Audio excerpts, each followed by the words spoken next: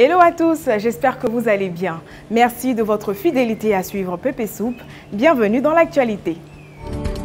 Direction la ville de Ferkessédougou, chef-lieu de la région du Tchologo dans le nord de la Côte d'Ivoire.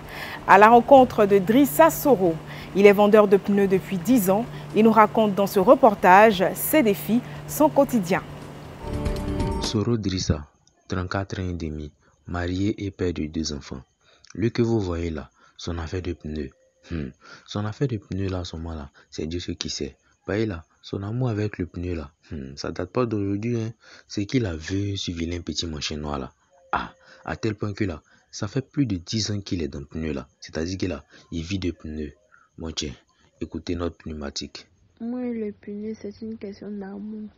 Je ne sais pas si ça vous est arrivé aussi, mais à mon enfance, on jouait au pneu sous la pluie et tout. Je me suis concentrée sur le pneu. Vous allez trouver ça bizarre, mais je me suis concentrée sur la vente de pneus parce que c'est un métier qui nourrit beaucoup son homme.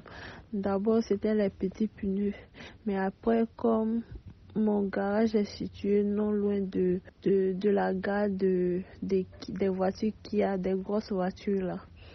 Donc j'ai commencé à vendre les gros pneus. Bon tiens, vous avez vu, hein.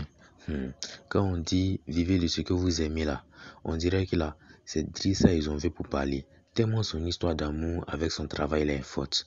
Bref, faites ce que vous aimez et puis le reste là, on s'en fout. Genre, on s'en gâte pas quoi. L'UFR Communication, Milieu et Société de l'Université Alassane Ouattara de Bouaké a été frappée par une tragédie. La disparition tragique d'une étudiante du nom de Kwaku Amoué Marie-Josée Hermine.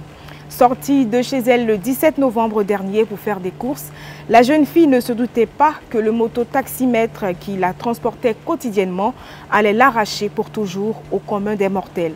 Après un avis de disparition et des recherches, son corps sans vie est retrouvé. Grâce à la détermination de sa famille et des autorités compétentes, l'individu a été interpellé et mis aux arrêts.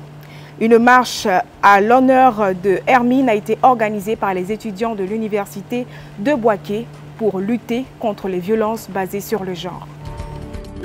Kwaku Amoué Marie-Josée Hermine était étudiante en 2e année de licence à l'UFR Communication, Milieu et Société de l'université Alassane Ouattara de Bouaké. Le 17 novembre dernier, elle quitte la maison familiale pour ses courses. Mais voilà, la nuit tombée, elle ne rentre pas, ce qui n'est pas dans ses habitudes. Ses proches lancent un avis de recherche qui se propage très vite sur la toile. Le mototaximètre, qu'elle appelle habituellement pour ses déplacements dans la ville, est interpellé. Celui-ci dit ne rien avoir avec la disparition de la jeune étudiante. Et malgré les traces suspectes de griffures et de morsures récentes, il est relâché par la gendarmerie.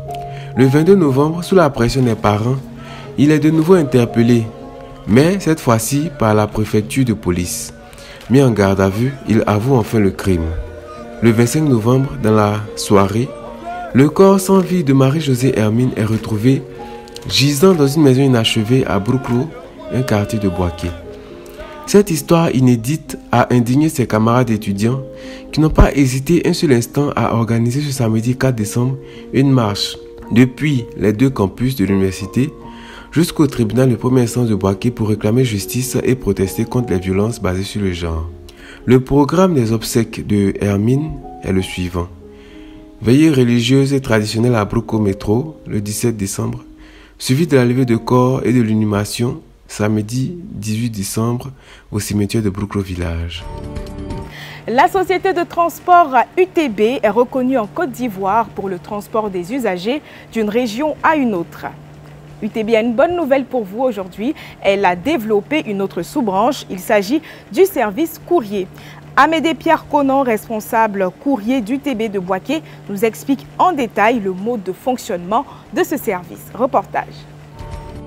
Nous sommes venus à la rencontre de M. Amédée Pierre Conan Kwame, qui est le responsable du service courrier d'UTB de Bouaké, afin qu'il puisse nous expliquer le fonctionnement du service courrier. Le service courrier, c'est une branche du grand groupe UTB. Nous recevons leur courrier, comme on le dit, et puis nous évacuons leur courrier. Puis ça va. rien n'est parfait, hein. On n'est pas à 100% parfait. Il peut arriver des cas où le colis n'arrive pas à temps suite à des, comment on appelle, panne du véhicule, parce que c'est le véhicule qui va avec le colis. Il peut y avoir des accidents, bon, pas accident, mais il peut y avoir des retards dans le colis. Quand le client vient, on le fait asseoir, on essaie de discuter un peu avec lui, de le rassurer. Puis les jours, peut-être 24 heures, 48 heures après, il peut récupérer son colis. En tout cas, avec moi, Amédée, merci. Parce que grâce à toi, là, on sait comment fonctionne le service courrier, plus précisément celui du TB. En tout cas, merci beaucoup, bonne continuation et puis bon courage à toi. PP News, c'est terminé. On se retrouve demain pour une nouvelle édition, toujours depuis la villa du Training Camp.